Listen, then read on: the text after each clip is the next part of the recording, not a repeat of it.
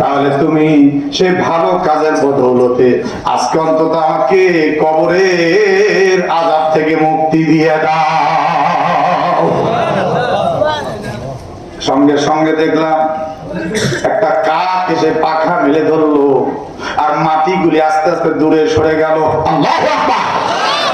কি আজীব ব্যাপার! আমি একটু উঠে বসলাম, কাকের জবান খুইলা গেল। কাক এখন কেমন জানি মানুষের মতো আমার সঙ্গে কথা বলে।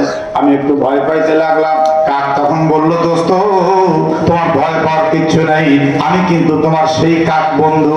এবার বলে, ভাইজান আমার তো মনে নাই আপনি কিসের কাক বন্ধু, বুঝলাম না, কাক কি আবার মানুষের বন্ধু হয়?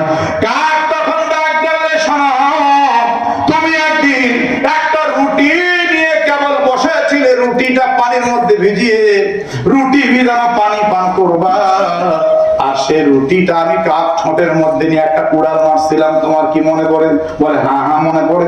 জীবনে একটা কাক আমার রুটি নিয়ে গিয়েছিল, সেই চিন্তায় বহুদিন আমি ব্যতিব্যস্ত ছিলাম। বলে, আমি সেই কাক, আমি যখন রুটি নিয়ে গাছের এক ডাল থেকে আর এক ডাল উড়াল দিচ্ছিলাম জীবনের টাকা ক্ষুধার তাড়নায়, তখন তুমি আমাকে তীর মারছিলে, আর আমার মুখের খাবার তীর মেরে হলেও নিয়ে নিতে চাইছিলে, কিন্তু না না, আল্লাহর হুকুম ছিল রুটির প্রতি, আমি আকৃষ্ট হয়ে গিয়েছিলাম। রুটি আমার জন্য আল্লাহ রিজিক বানাইছিল, তুমি আমার কাছ থেকে নিতে পারো নাই। তীর মারতে মারতে মারতে মারতে এক ডাল থেকে আরেক ডাল, এক গাছ থেকে আরেক গাছ করতে করতে আমি যখন একদম নদীর কিনারে পৌঁছে গেলাম, আমি হয়রান হয়ে গিয়েছি, কেমন করে নদী পাড়ি দিবে ওজনদার একটা রুটি নিয়ে।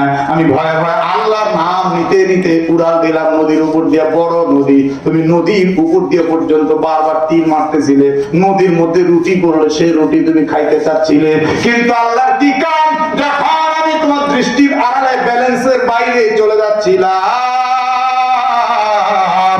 তখন তুমি শেষ পর্যন্ত রুটি না পাওয়ার কারণে আল্লাহকে বলছিলে, আল্লাহ যখন এই রুটিটা আমি পাইলামই না, ফি সাবিলিল্লাহ।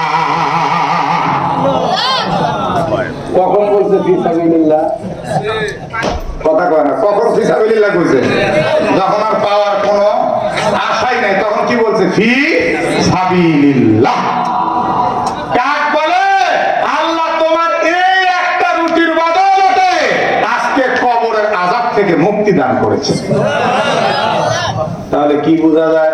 দান আপনি যে কোনো ভাবে করেন না কেন, সেটা যদি পবিত্র আর হালাল হয়, শেষ পর্যন্ত যদি একবার আল্লাহর জন্য নিয়ত হয়ে যায়, ওই দানের বদৌলতে অবশ্যই আপনি পাবেন। কথা কন না কেন, ঠিক কি না?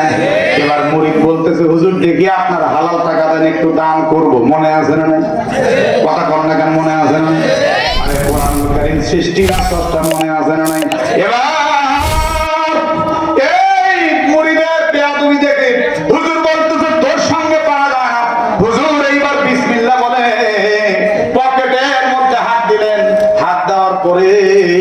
মুখটা করলেন, খোলার পরে টাকা গুনে দেখলেন 50 টাকা। হুজুর বললেন, নে নে নে, আমার হালাল টাকা বিসমিল্লাহ বলে দান করবি, কিন্তু